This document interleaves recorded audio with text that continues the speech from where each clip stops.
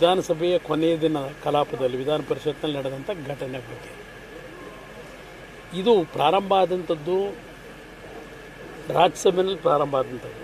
ರಾಜ್ಯಸಭೆಯಲ್ಲಿ ಕೇಂದ್ರದ ಗೃಹ ಸಚಿವರು ಅವರ ಒಂದು ಕಾನ್ಸ್ಟಿಟ್ಯೂಷನ್ನ ವಿಷಯದಲ್ಲಿ ಚರ್ಚೆ ಆಗಬೇಕಾದ್ರೆ ಕೆಲವು ವಿಷಯಗಳನ್ನೇನು ಪ್ರಸ್ತಾಪ ಮಾಡಿದ್ದಾರೆ ಅದು ಅಲ್ಲಿಯ ಸದನಕ್ಕೆ ಸೇರಿರ್ತಕ್ಕಂಥ ವಿಷಯ.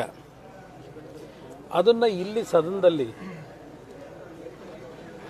ತೆಗೆದುಕೊಂಡಂಥ ವಿಷಯ ಏನಿದೆ, ಅಮಿತ್ ಶಾ ಅವರು ಸದನದ ಸದಸ್ಯರ ಇಲ್ಲಿ ಉತ್ತರ ಕರ್ನಾಟಕದ ಭಾಗದ ಹಲವಾರು ಸಮಸ್ಯೆಗಳ ಬಗ್ಗೆ ಚರ್ಚೆಗೆ ವಿಶೇಷವಾದ ಅವಕಾಶ ಕೊಡ್ತೀವಿ ಅಂತ ಹೇಳಿ ಡಂಗೂರ ಹೊಡೆದ್ರು. ಬಾಣಂತಿಯರ ಸಾವು, ನೆನ್ನೆಯೂ ಸಹ ಒಂದು ಹೆಣ್ಣು ಮಗಳು ಮಗುಗೆ ಜನ್ಮ ಕೊಡಬೇಕಾದ್ರೆ ತೀರ್ಕೊಂಡಿದ್ದಾಳೆ. ಪ್ರತಿನಿತ್ಯ ನಡೀತಾ ಇದೆ. ಇದು ಯಾವುದರ ಬಗ್ಗೆ ಈ ಸರ್ಕಾರಕ್ಕೆ ಕಿಂಚಿತ್ತು ನಾಡಿನ ಒಂದು ಭವಿಷ್ಯದ ಬಗ್ಗೆ ಚಿಂತೆ ಇಲ್ಲ. ಅವರ ವಿರೋಧಿಗಳ ಬಗ್ಗೆ ಯಾವ ರೀತಿ ಕೆಲವು ಪೊಲೀಸ್ ಅಧಿಕಾರಿಗಳನ್ನು ಇಟ್ಕೊಂಡು ಅವರ ದಮನ ಮಾಡಬೇಕು ಅಂತಕ್ಕಂಥದ್ದೇನು ಹೊರಟಿದ್ದಾರೆ.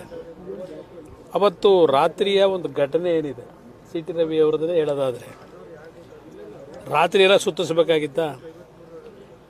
ಅವರೊಬ್ಬ ಜನಪ್ರತಿನಿಧಿ ಇದ್ರಲ್ವೇ, ಅರೆಸ್ಟೇ ಮಾಡೋದಾದರೂ ನೇರವಾಗಿ ಬೆಂಗಳೂರಿಗೆ ಕರ್ಕೊಂಬರ್ಬೋದಾಗಿತ್ತು ಜನಪ್ರತಿನಿಧಿ ಕೋರ್ಟ್ಗೆ. ರಾತ್ರಿ ಎಲ್ಲ ಸುತ್ತಿಸ್ಬೇಕಾದ ಅವಶ್ಯಕತೆ ಏನಿತ್ತು? ಯಾರು ಡೈರೆಕ್ಷನ್ ಕೊಟ್ಟವರು ಇದಕ್ಕೆ? ಇವತ್ತು ನಿಜಕ್ಕೂ ಏನಾದರೂ ನಮ್ಮ ಬಿ ಜೆ ಪಿ ಸ್ನೇಹಿತರಿಗೆ ಹೇಳ್ತೇನೆ, ಇದನ್ನು ನೀವು ಸರಿಯಾದ ರೀತಿ ಕಾನೂನಿನ ವ್ಯಾಪ್ತಿ ಒಳಗೆ ಹೋರಾಟ ಮಾಡಿದ್ರೆ ಆ ಅಧಿಕಾರಿಗಳೆಲ್ಲ ಸಸ್ಪೆಂಡ್ ಆಗ್ತಾರೆ. ಇವರಲ್ಲಿ ಇರ್ತಕ್ಕಂಥ ಒಂದು ಕಾನ್ಸ್ಟಿಟ್ಯೂಷನಲ್ ವ್ಯವಸ್ಥೆ ಒಳಗೆ ಯಾವ ಅಧಿಕಾರಿಗಳು ಸಿ ಟಿ ರವಿಗೆ ಒಂದು ರೀತಿಯ ಮಾನಸಿಕವಾಗಿ ಹಿಂಸೆ ಕೊಡ್ತಕ್ಕಂಥ ಕೆಲಸಕ್ಕೆ ಕೆಲವು ಮಂತ್ರಿಗಳ ನಡವಳಿಕೆಯಿಂದ, ಏಕೆಂದರೆ ಸತೀಶ್ ಜಾರಕಿಹೊಳಿ ಅವರೇ ಒಂದು ಮಾತು ಹೇಳ್ತಾರೆ, ನಾನು ಹೇಳಿದೆ ಪ್ರೊಡ್ಯೂಸ್ ಮಾಡಿ ಅಂತ ಹೇಳಿ ಅಂತ ಹೇಳ್ತಾರೆ. ಇನ್ನೊಬ್ಬರು ಹೇಳ್ತಾರೆ, ಅವ್ರು ಇನ್ನೊಂದು ಕಥೆ ಹೇಳ್ತಾರೆ. ಗೃಹ ಸಚಿವರಿದ್ದಾರೆ ಈ ರಾಜ್ಯದಲ್ಲಿ, ಕೇಳಲಿಕ್ಕೆ ಬಯಸ್ತೀನಿ, ಹಲವಾರು ಪ್ರಕರಣಗಳು ಈ ರಾಜ್ಯದಲ್ಲಿ ಕಳೆದ 6-7 ತಿಂಗಳಿಂದ ನಡ್ಕೊಂಬರ್ತಾ ಇರತಕ್ಕಂಥ ರೀತಿ ಏನಿದೆ, ಕರ್ನಾಟಕಕ್ಕೆ ಮುಂದಿನ ದಿನಗಳು ಭಾಳ ಕೆಟ್ಟ ರೀತಿಯ ರಾಜಕೀಯದ ವೈಷಮ್ಯಗಳು ದೇಶಗಳು ಬೆಳೀತಕ್ಕಂಥದ್ದಕ್ಕೆ ಬೀಜ ಏನು ಬಿತ್ತನೆ ಮಾಡಿದ್ದಾರೆ ಈ ಕಾಂಗ್ರೆಸ್ ಸರ್ಕಾರದಲ್ಲಿ.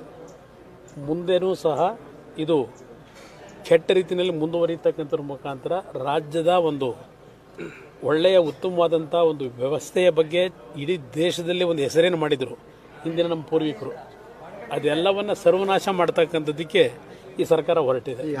ಕಾಂಗ್ರೆಸ್